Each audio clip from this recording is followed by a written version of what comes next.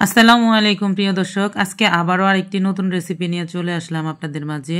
আজকের রেসিপিটা অনেক বেশি ভালো লাগবে। আপনারা তো লাউ অনেক খেয়েছেন, লাউয়ের পিঠা খেয়েছেন, লাউয়ের এখানে হালুয়া খেয়েছেন, লাউ দিয়ে চিংড়ি মাছ দিয়ে, লাউ দিয়ে ইলিশ মাছ দিয়ে, আবার অনেকে লাউ দিয়ে গরুর মাংস দিয়েও খেয়েছেন। আজকে আপনাদেরকে লাউ দিয়ে মুরগি মাংস দিয়ে রান্না করে দেখাবো। আর এই রেসিপিটা খেতে কিন্তু অনেক ভালো লাগে। আর যারাই মুরগি খেতে পছন্দ করেন তাদের জন্যই কিন্তু আজকের এই রেসিপি। দেখতে পাচ্ছেন এখানে আমি প্রায় হাফ কেজির উপরে মুরগির মাংসটা নিয়ে নিয়েছি। আর এটা দিয়ে আজকে এই লাউয়ের রান্নাটা করব। আর এই লাউ রান্নাটা কিন্তু আমার কাছ থেকে যারা যারা শিখেছে সবাই এখন খায় আর খেতে খুবই ভালো লাগে শীতকালীন এই সবজিতে। আর আপনারা তো সবাই জানেন এই লাউ হচ্ছে জান্নাতি একটা সবজি। আর এটা কিন্তু খেতে অনেক ভালো লাগে আর সবাই কিন্তু বিভিন্ন রকম করে খায়। তবে শীতকালীন এই সবজি দিয়ে যদি একবার মুরগি মাংস দিয়ে রান্না করে খেতে পারেন আপনারা এই পুরো শীতকালীন সময়টাতে কিন্তু অবশ্যই আপনারা সবাই এই লাউ খেতে ভালোবাসবেন, পছন্দ করবেন। তো লাউটাকে আমি কেটে এখন ধুয়ে নিচ্ছি।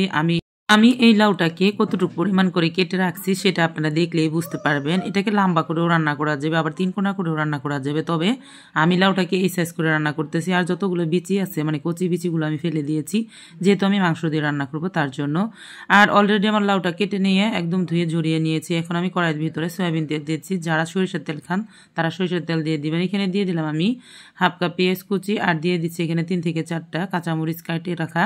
আর এখন পেঁয়াজটাকে একটু ভেজে নিলাম। ভেজে নেওয়ার পর এখানে আমি 2 চা চামচ পরিমাণ আদা রসুনের পেস্ট দিয়ে তেলের উপরে খুব ভালো করে ভেজে নেব। আদা রসুনের পেস্টটা সবসময় তেলের উপরে এভাবে ভাজতে হয় যাতে কাঁচা গন্ধটা না থাকে। আর ভাজা হয়ে গেলে আমি একে একে মশলাগুলো দিয়ে দিব। এই তো আমার ভাজা কিন্তু এখানে হয়ে গেছে। এখন আমি প্রথমে দিয়ে দিচ্ছি 2 চা চামচ লবণ, তারপর 1 চা চামচ পরিমাণ মরিচের গুঁড়া, 1 চা চামচ পরিমাণ হলুদের গুঁড়া, হাফ চা চামচেরও কম ধনিয়ার গুঁড়া, আর জিরার গুঁড়া দিয়ে দিলাম 1 চা চামচ পরিমাণ, হাফ চা চামচের কম গরম মশলা গুঁড়া। সব কিছুই কিন্তু এখানে আমার গুঁড়া করা ছিল নিজের হাতের। তবে আমি এখানে কোনো আস্তা গরম মশলা দিচ্ছি না, আপনারা চাইলে কিন্তু আস্তা গরম মশলা দিয়েও রান্না করতে পারবেন। এখন তেলের উপর মশলাগুলোকে একটু কষিয়ে নিয়ে অল্প একটু পানি দিয়ে খুব ভালো করে কষিয়ে নিয়েছি। যখনই মশলাটা কষিয়ে আসবে এর ভিতরে আমি মুরগি মাংসটা দিয়ে এখানে খুব সুন্দর করে কষিয়ে নেব। আর যতক্ষণ পর্যন্ত মুরগি থেকে পানি উঠবে ততক্ষণ পর্যন্ত আমি জাল করে কিন্তু কষিয়ে নেব। আর কষানো হয়ে গেলে আমি এর ভিতরে কিন্তু লাউটা দিয়েও কষিয়ে নেব।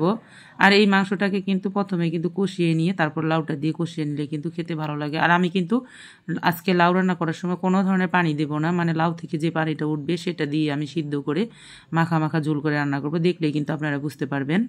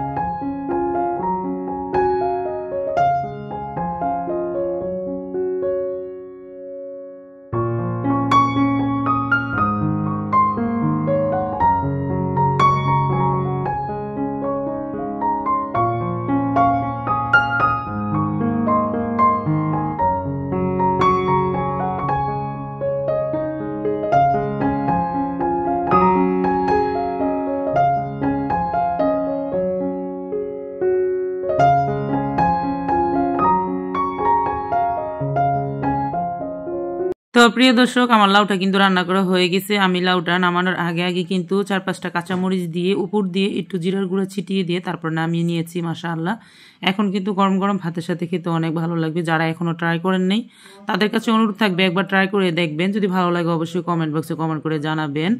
আর প্রিয় দর্শক, ভিডিওটি যদি আজকে ভালো লাগে তাহলে কিন্তু ভিডিওটিতে একটি লাইক দিয়ে দিবেন। আর যারা আমার চ্যানেলটিতে নতুন তারা চাইলে কিন্তু আমার চ্যানেলটিকে সাবস্ক্রাইব করে রাখতে পারেন। আর যারা পুরাতন আছেন সকলকে যেন অসংখ্য ধন্যবাদ। আজ এই পর্যন্ত, আরেকদিন ফিরে আসবো নতুন কোনো রেসিপি নিয়ে। আল্লাহ হাফেজ।